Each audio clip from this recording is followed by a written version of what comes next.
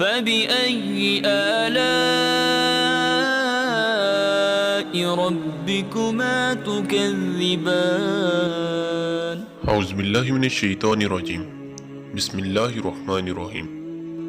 رسول اللہ صلی اللہ علیہ وآلہ وسلم نے فرمایا، جب اللہ عز و جل نے جنت کو پیدا کیا تو جبریل علیہ السلام سے فرمایا کہ جا کر اس کو دیکھ آؤ۔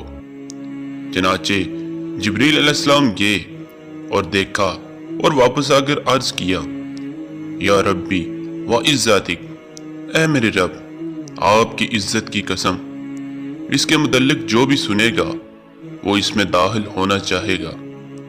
پھر اللہ تعالیٰ کے حکم پر جنت کو ناپسندیدہ چیزوں کے ساتھ ڈھانپ دیا گیا۔ پھر اللہ تعالیٰ نے فرمایا، اب جا کر اسے دیکھ آؤ۔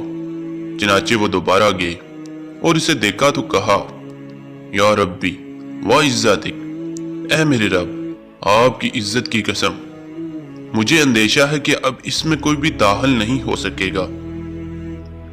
اسی طرح جب اللہ تعالیٰ نے آگ کو پیدا کیا تو جبریل علیہ السلام سے فرمایا، اے جبریل جا کر جہنم کو دیکھ آؤ۔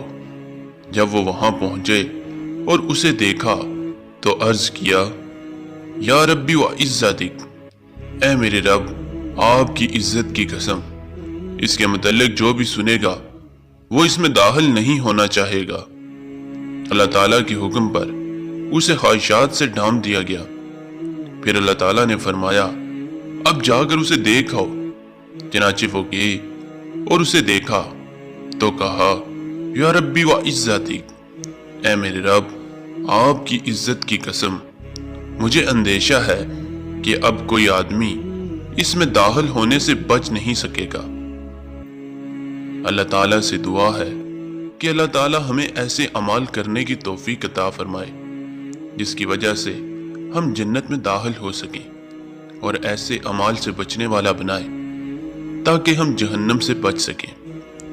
صلی اللہ تعالی علی محمد صلی اللہ علیہ وآلہ وسلم۔